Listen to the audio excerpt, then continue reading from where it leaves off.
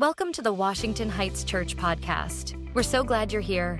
Each week, we bring you the latest Sunday message filled with God's Word to help strengthen your faith and deepen your walk with Christ. Whether you're tuning in from home, your commute, or anywhere in between, we're thrilled to have you join our community. So, grab a cup of coffee, find a cozy spot, and let's get started. So today we are starting a new series looking at the life of somebody named King David. It probably comes as no surprise the person who's mentioned the most in the Bible is Jesus, right? Who is mentioned the next most after that? It is this guy named David. And what we're going to discover, not only is his story true, because we might think, well, King Arthur, and there are these king stories that are around there. King Arthur is fictional. King David is true. And not only are we going to find that it's true, we're going to find that it's relevant to a day like this. But just before we jump into the message for today, I want to just reiterate something we mentioned last week, and many of you responded already, but we just want to make sure everybody has the information on that. There's something that we are growing and enlarging here at Washington Heights, and you're invited maybe to help make it happen, but also maybe there's some needs that can be met through that. And we're expanding our care ministry in all of these ways that you see up there. And last week, we invited you to respond to that. Many of you did. Thank you so much for that. You can still do that through that connection card that's in front of you. But here's the other thing that I didn't mention last week, that if you have a need or you're aware of a need, let us know, because, sometimes it's just hard to match those two things up. And we just want to do a better and better job of just, recognizing and meeting the needs that we are able to meet in God's name. And so maybe you want to be a part of helping make the ministry happen. Maybe you have a need. Either way, we'd love to hear from you. So let's turn to the message for today, Finding Hope in Times of Chaos. And what we're going to do today is really look at the prelude, look at the setup for the story of King David, because we're going to look at the time right before he comes on the scene. And what we're going to find in David's story, there are going to be sword fights, and there's going to be giants, and there's going to be armies, and there's going to be commanders, and all these kind of manly things. What we're going to see in the prelude? We're going to meet a woman who sings a song that sets the stage in so many ways for all that is to come. And sometimes we might look at the stories in the Bible and say, you know what? It was so easy back then, and they had everything going on, and those people lived on a pedestal, and everything, was just kind of served up to them. That would be a mistake on our part. And so here's what I want to start with in the story of King David. What comes before him? Let's look at the historical context, because I got to tell you, the times were chaotic. There's a book written by Eric Klein called 1177 BC, The Year Civilization Collapsed. Now, that's referred to by historians as the Late Bronze Age, and there were all these thriving empires and cultures around the Mediterranean region, and there were ideas being developed, mathematics was being advanced, all kinds of new creations and inventions. There was trade, there was widespread peace that was happening, and then in a very short amount of time, that came to an end. And so from a time of great peace, immediately followed one generation where all of that disappeared. And here's one quote: the thriving cultures of the late second millennium BC, which stretched from Greece to Egypt and Mesopotamia, suddenly ceased to exist. Long-used trade routes were abandoned, along with writing systems, advanced technology, and monumental architecture. And some of the empires that vanished, how familiar are you with these? The Minoans, the Mycenaeans, and the Hittites. And if you don't know who they are, that just proves the point. That there were these movers and shakers of those days, and all of a sudden, they were gone. And one of history's mysteries asks the question, why? Why did that happen? Why did it go from so much positivity to so much chaos and so much collapse? And really, the best guess at this point, and nobody can be 100% certain, is something called climate change. And they actually did soil samples, and they discovered that in that time period, it was the driest time in 2,000 years of world history. And so what happened on the other side of that was famine, and famine produced all this conflict and warfare, and all these empires just sort of through attrition demolished one another. Even the ones that we're familiar with, like ancient Egypt, which was incredible at one point in time, was a shell of its former self on the other side of this, even though it endured. Here's another quote. By 1100 BC, this whole world and all its splendors were gone. And it's in that context that the story of King David begins. But here's why we talk about all of that. Because it was chaos. And I wonder if in our day, right, we come through a pandemic, there's inflation right now, and they're talking about recession, and there seems to be unending warfare that happens in terrorism and all the other things that mark our day. And it's so easy for us to look at this moment in which we find ourselves, and we may wonder, where is the hope in the middle of all of that? Well, right before King David comes on the scene, here's the last verse of the book that just precedes his time. In those days, there was no king in Israel. Everyone did what was right in his own eyes. In a time of chaos, you know what people did? It's every man, woman, and child for themselves. So there's no empires with safety. Imagine more just family units and communities trying to struggle and survive in times that have been so much more difficult than those that preceded them. And that's the context.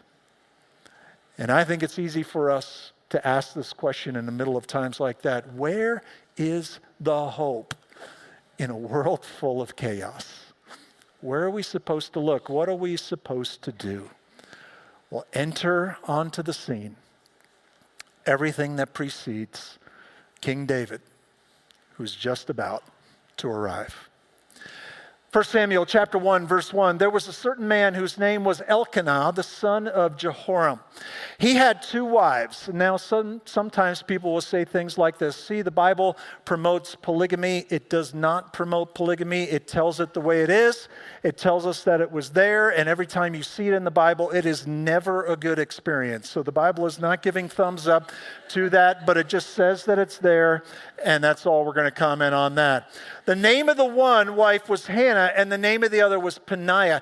And Peninnah had children, but Hannah had no children. Now, why would they even point that out? Why is that even worth mentioning? Because in a time of chaos, more children amounts to survival. If you have more children, you have more chance for income. You have more opportunity to stay ahead in a time where it was so hard to have anything. And so it creates this inequity, and there's a difference between these 2 wives. Now notice what happens. Now this man used to go up year by year from his city to worship and sacrifice to the Lord of hosts at Shiloh. This is Elkanah, where the 2 sons of Eli, he's the priest, his sons are named Hophni and Phinehas, were priests of the Lord. Now, you're starting out with the story of these 2 wives and this guy. Why do you even mention this? It seems like an unnecessary detour around that story. Hophni and Phinehas, those 2 names, have very specific meanings. Hophni means pugilist. Pugilist is another word for a fighter, a boxer. And Phinehas means mouth of brass. Here's another way to put that. Hophni means bully, and Phinehas means a loudmouth. And what they're trying to tell us is, you know what time this is? This is the time of the bullies and the loudmouths. And they're the ones who are holding sway. And in a time of chaos, those are the voices that are often the loudest. And in that context, we meet this woman, Hannah. And Hannah's rival used to provoke her grievously to irritate her because the Lord had closed her womb. So in other words, the other wife who's got all these children is saying to the wife who doesn't have any children, she's letting her know about it. And I'm fulfilling my responsibility. I'm meeting the expectation of what is supposed to happen in this culture, and you are not. And so it went year by year. As often as she went up to the house of the Lord, she used to provoke her. Therefore, Hannah wept and would not eat. Can you feel the pressure that's on Hannah? She's not meeting the expectations that there are for her. Can you believe that there was a day when a woman's value gets reduced by the pressures of culture? and that people would look down on a woman because she did not have any children. Right? What an archaic, outdated, just silly way to live our lives, right? We are so much better than that, are we not? No, I'm not so sure about that. Are there any pressures in our day? There are any pressures on what it means to be a woman? And really, this whole issue can apply to either gender, right? A woman or a guy. But specifically here, this is a pressure that's placed on a woman. And what we discover on the Shape magazine is that, ladies, you need flat abs, lean legs, and a firm butt.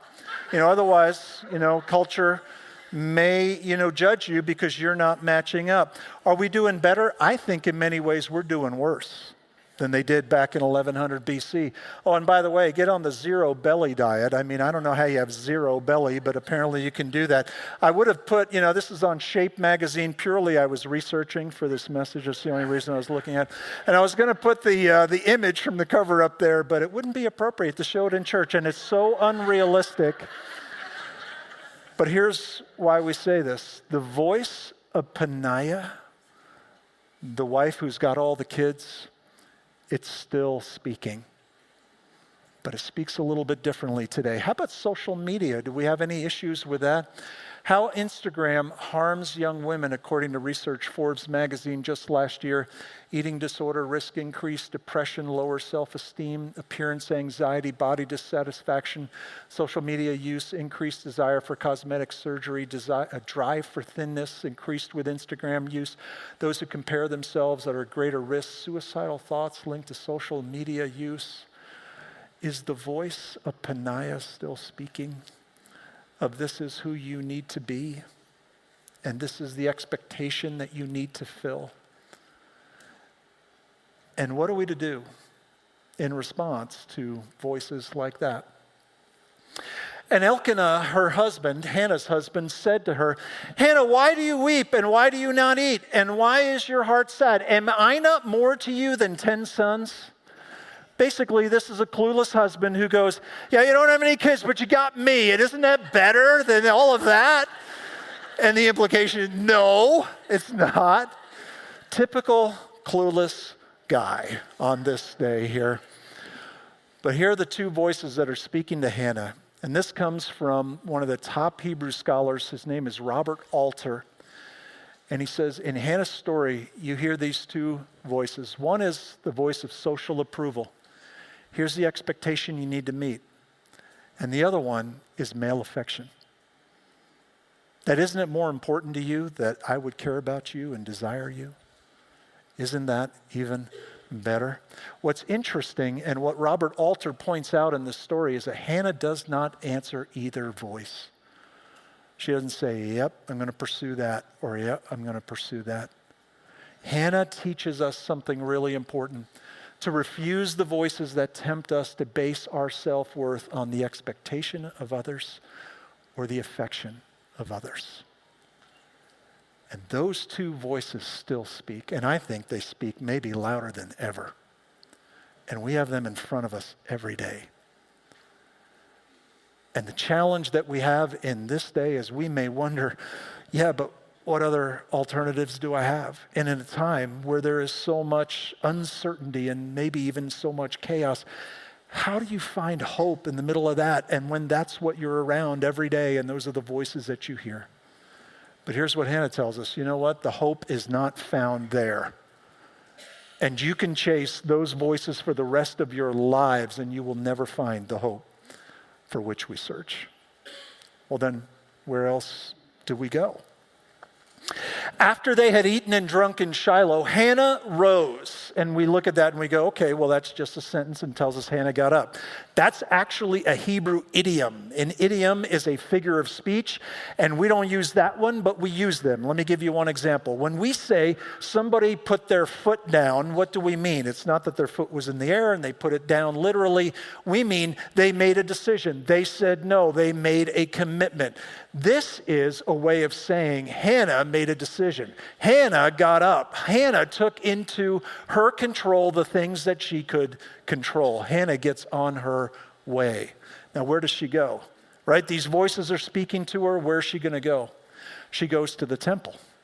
Now, Eli, the priest, was sitting on the seat beside the doorpost of the temple of the Lord, and she was deeply distressed and prayed to the Lord and wept bitterly. Deeply distressed can literally mean pain of the soul. And I believe that there are plenty of people who know what that feels like. We're talking bone marrow kind of pain. And so where does she go? She goes to the temple and she's going to pray to God. But pain proves to be the turning point for her. Some people have said, you know what, we're content to stay where we are until the pain of staying where we are just becomes, even more so than making the change that can often be so hard. It changes her. As she continued praying before the Lord, Eli, the priest, observed her mouth. Hannah was speaking in her heart.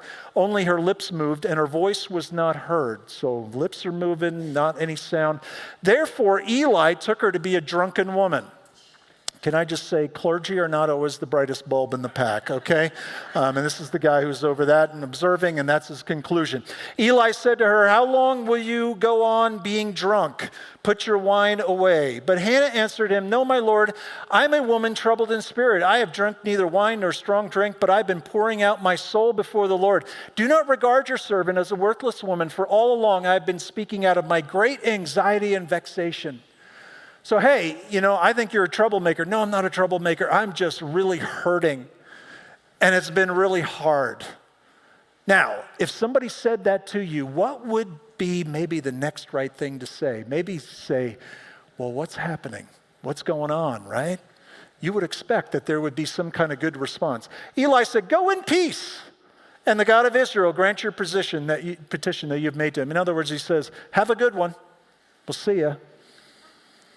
It seems like almost clergy malpractice there, as he does not respond in a way that even is right and fitting with that moment. But then Hannah prays the prayer, and she prays a prayer asking God for a son.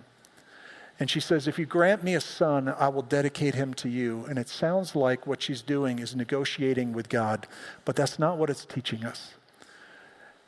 And commentators say that for the first time in Hannah's life, to have a son would have been for all the right reasons. Not the cultural reasons, not the expectation reasons, but for all the right reasons. And Elkanah knew Hannah, his wife, and the Lord remembered her, and in due time Hannah conceived and bore a son. And she called his name Samuel, for she said, I have asked for him from the Lord. And then you fade a couple years later, and she is now going to dedicate this son to God. And so she goes to the temple again, and Hannah prayed and said, my heart exults in the Lord, my strength is exalted in the Lord, my mouth derides my enemies because I rejoice in your salvation. There is none holy like the Lord, there is none beside you, there is no rock like our God. What is she saying on that day? She's had these other voices. She has tapped into a different voice. Not the voice of culture, not the voice of affection, of the people that can be impossible to please around her. Instead, now she is leaning into the voice of God. In the Old Testament, over and over again, God is referred to as a rock, and that is a symbol of an unchanging, eternal reality, a solid foundation on which somebody could build their lives. So rather than pursuing all those voices that change with the shifting winds and tides of time, she leans into a different voice. The God who is a rock. And on this day, she sings a song that pictures so much of what is to come and reveals so much truth and reality about the character and the nature of God. But where would she have the opportunity to lean into that voice? And boy, I'll tell you, if there's any good reason for us to start the day with God's voice rather than all the other voices out there, I think she clues us into something. That helps us to establish a foundation that we hear more than just the voices that are around us every day. And on this day, she talks to some of the powers that be in pretty direct ways. Talk no more so very proudly. Let not arrogance come from your mouth, for the Lord is a God of knowledge, and by him actions are weighed. In other words, he's going to judge everything right. The bows of the mighty are broken, and the feeble bind on strength. And what is she telling us? God works through the excluded, not just the included.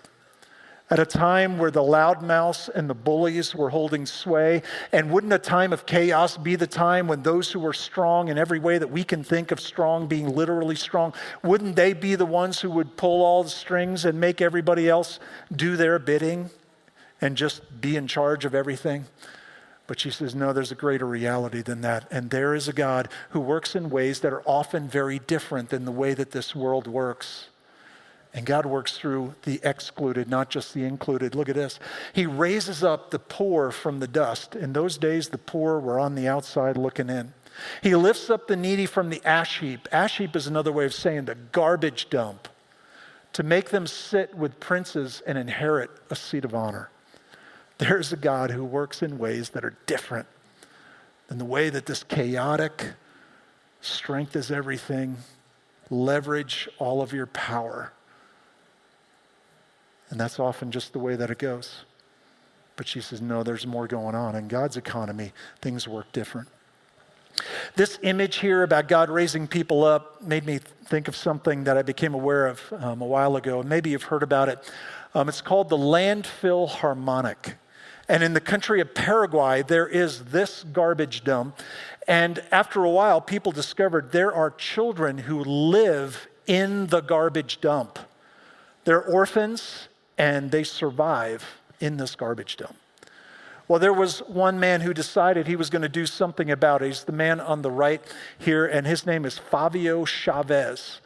And he was a musician and familiar with music, and he decided, what are we going to do with these kids? I mean, they're living in the middle of squalor. And his idea was, let's create a symphony. Let's create an orchestra. Well, where do you get instruments? Instruments are expensive and they're hard to come by. So what do? Well, the man standing by him, his name is Don Gomez, and he had never even seen an instrument in his life. And so Fabio describes the instruments to him. Don Gomez would go into the garbage dump and he would find items and turn them into instruments. And you see there's an oil drum that becomes a cello. I don't know what turns into, the guitar there. There's a couple violins and things, and they decided to invite the kids to experience music. And that movement grew, and they've traveled around the world. And the Landfill Harmonic has opened for the likes of Stevie Wonder, Metallica. That would have been interesting. I don't know if they did Enter Sandman there or what. For popes as well. You want to hear just a little sample of what it sounds like? Check this out.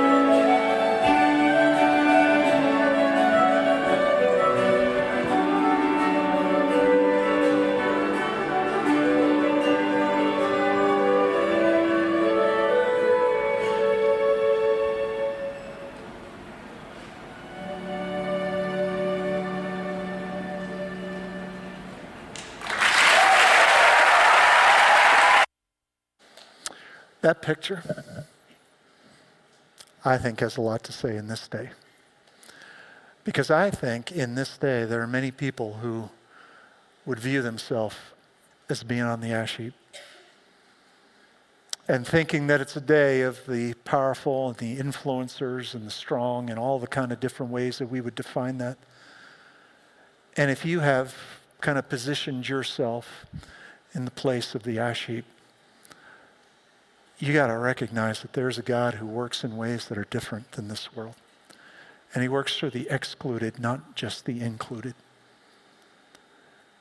And if you have placed yourself on the ash heap, he wants to transform that experience for you. But that is not how God works. That might be our experience in this world, but there's a God who wants to lift you up. And if you have consigned yourself to that place and you have written yourself off and you wonder where your value comes from and what it all means, there is a God who says, you matter to me. You matter. And you have not been consigned to live on the ash heap. Hannah's a woman who hadn't met the expectations, who's lived most of her life not meeting up to the voices that were so prevalent in her day. And in response to that, she prays this prayer about a God who works differently than this world often works. She also helps us to know that God is in control even when the world is out of control. Look at what she prays. For the pillars of the earth are the Lord's, and on them he has set the world. Where would she get an idea like that? She has leaned into the truth that comes from God, that what we see every day and what we experience is not all that there ever is. That there is a God who is bigger than what our eyes see, than what our news tells us, than what the future trend lines look like. That there's a God who ultimately will bring all things to a conclusion of his choosing. And so faith chooses to trust in the God who is sovereign, who is in control, not just living day by day with the emotions that come through all that happens around us. She also sings, God works through weakness and not just strength. Check this out. He will guard the feet of his faithful ones, but the wicked shall be cut off in darkness, because there's another day coming. It's not always going to be the way that it is. For not by might shall a man prevail. He will give strength to his king and exalt the power of his anointed. She's talking about David is just about to come on the scene. But she also uses this word anointed. And that is not just sort of a spiritual sounding word that we maybe struggle to understand. It is a very specific word that she uses on purpose. What does it mean? It means Messiah, the promised one, the anointed one. She's leaning into the promise that God has made that one day he's going to come in the flesh. And for her, that was in the future. For us, it's in the past, because 1,100 years after she sang these words, Jesus came. And Jesus left heaven.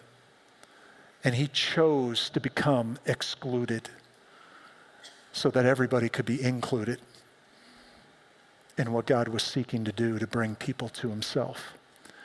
And Jesus heard the voices of culture in his day, and he was mocked by them on many occasions, even by the judgmental spiritual voices that resisted him. And he actually took on the position of weakness, and dying a criminal's death on the cross, which was a sign of defeat, he turned it into victory. And ahead of all of that, there was a woman who put her hope and her trust in what God was going to do. We have the opportunity to look back and say, and he did it. Our hope is in him, especially in times of chaos. Now, after all of that, you'd expect things to get better, right? But in reality, things get even worse. Check out this list. Eli's sons get even more corrupt, abusive clergy, not a new phenomenon, sadly. The ark is captured. You know what that is, right? That's where they place the Ten Commandments. It's that box in the Raiders of the Lost Ark that when you take the top off, it melts Nazis' faces off. And leaders die. And Samuel's sons are out of control. Israel asks for a king despite warnings. It's not going to end well. Well, we don't care. We want a king anyway. It doesn't end well. Saul starts a downward spiral, very insecure king, and there he brings a lot of sadness on his nation, and there are ceaseless wars. This is like an 1100 BC evening newscast, right? Oh, man, if you thought it was bad yesterday, look at what's happening now. And what's the person to do in the middle of times like that? Times of chaos. Well, let's fast forward again. And here's what the Lord said to Samuel, who is now a man. How long will you grieve over Saul, since I have rejected him from being king over Israel? That didn't end well. Fill your horn with oil and go. I will send you to Jesse the Bethlehemite, for I have provided for myself a king among his sons. A couple things here about life in challenging times. How long will you grieve? Life was not great at that moment. Life was hard. And with hard things in this life, there are times we need to grieve. There are times we need to process things. But here's what this is saying. There's also a time where that needs to end. And we need to get back on our feet. We need to get going once again. And specifically to Samuel, it says, fill your horn with oil. And that sounds a little bit strange to us, but that was symbolically in ancient Israel the sign of the next king being recognized. So is it all over? Is God done? Is he out of ideas? No, there is another king. God is still at work. This is going somewhere. And so get involved in that. Get engaged in that because God is still up to something. And then what? Go. Don't just sit there. Get involved. Get engaged. Make a decision. Make a commitment. And so let me ask you this question. Where is God saying to you these things? How long will you mourn? If someone's brought you down, has it been long enough? And is it time to get up and move forward? Fill your horn with oil. God is working. God is moving. How can you and I join him in the things that he is doing? Because that's what he was up to next, to raise up a king of his choosing. God is at work in your life. How can you join him there? How can I join him in my life? And go. What's the decision we need to make? What's the commitment we need to carry out? What is the line maybe that we need to cross? So let's wrap it all up with this question here. What is my next right step?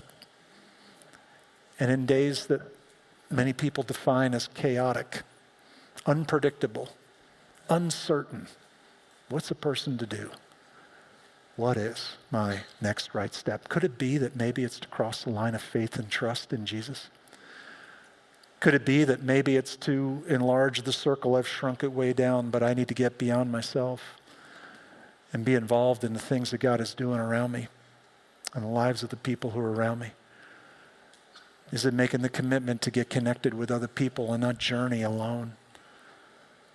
Is it to just step up and maybe get involved in what God is doing in one way or another? What is my next right step? There's different voice that we can hear in times of chaos. It's cultural voices, relational voices. There is also the voice of God that invites us to follow him. Would you bow your heads together with me as I pray?